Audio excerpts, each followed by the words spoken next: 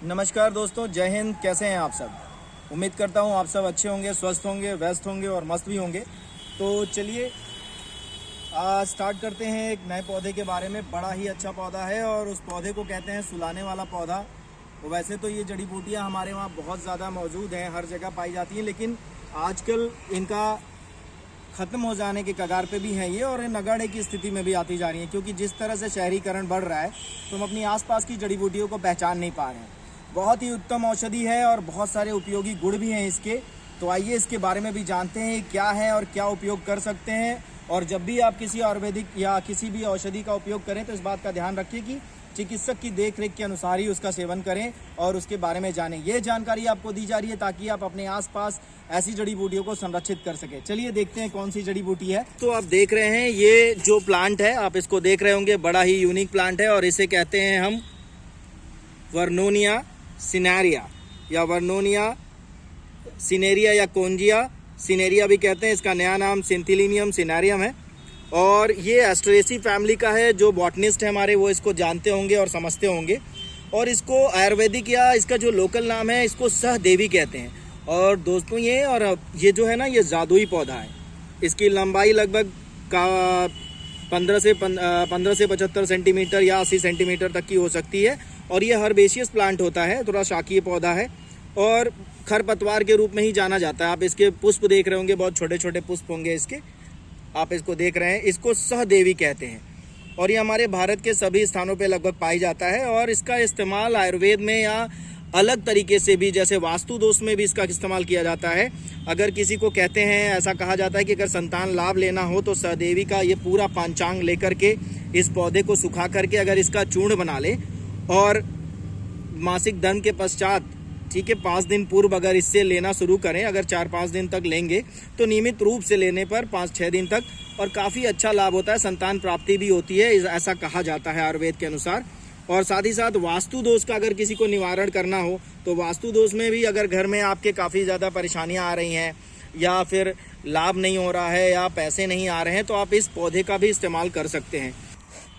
तो आपको इसे गमले में लगाना होगा और इसको रोज़ आप इसका पूजन भी कर सकते हैं और गमले में लगा सकते हैं, तो बहुत ही अच्छा लाभ होगा। आपका वास्तु दोष भी काफ़ी अच्छा होगा और घर में हो रहे बहुत सारे वास्तु से रिलेटेड जो समस्याएं हैं वो भी दूर हो जाएंगी।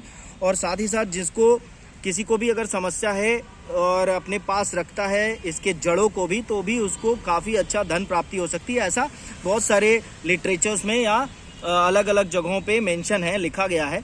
और सहदेवी का एक सबसे अच्छा उपयोग जो है, अगर किसी व्यक्ति को निद्रा नहीं आती हो, नींद नहीं आती हो, तो इसे गमले में अगर आप अपने रात्रि में घर में लगा के रखेंगे तो काफ़ी ज़्यादा आपको आराम मिलेगा, अच्छी नींद भी आप पाएंगे, ऐसा भी कहा जाता है। और सहदेवी का पुष्प ये चमत्कारिक पुष्प है और काफ़ी ज़्यादा फायदा करता है। साथ ही साथ अगर किसी को फीवर हो, बुखार हो या फिर जोड़ों में दर्द हो रहा हो, तो इसकी जड़ों का भी लेप करके और इसकी जड़ को भी आप अपने सर में बांधेंगे तो काफ़ी आराम मिलता है। सर दर्द में भी उससे भी काफ़ी फ़ायदा मिलता है। और अगर किसी को कोई समस्या है या फिर परेशानी हो रही है, जोड़ों में दर्द हो रहा है, इसको अश्मरी में, यानी कि जो पथरी की समस्या होती है उसमें भी इस्तेमाल किया जाता है। बहुत सारी आयुर्वेदिक मेडिकेशंस में ये इस्तेमाल होती है। अगर आप हिमालय का सिस्टोन देखेंगे या सिस्टोन सिरप भी आता है तो उसमें भी इसका कल्क पड़ा रहता है। इसका कल्क लेते हैं, इसकी 1 ग्राम मात्रा लेते हैं, इसको सुखा करके आप चूर्ण बना के रख सकते हैं। और इसे सुलाने वाला पौधा भी कहते हैं, जिसे निद्रा भी बहुत अच्छी आती है। ये उष्ण होता है, लघु होता है, रुक्ष होता है और कफ वात नाशक पौधा है और काफ़ी ज़्यादा फ़ायदा है इससे लगाने में। इसको अलग अलग जगहों पे अलग अलग नामों से जाना जाता है। हमारे यहाँ इसे सहदेवी कहते हैं, सहदेवा कहा जाता है, हिंदी में सहदेई भी कहा जाता है, गुजराती में सहदेवी कहते हैं, काला जीरा भी कहा जाता है, मराठी में भी सहदेवी कहते हैं और अलग अलग जगहों पे अलग अलग नामों से भी इसे जानते हैं।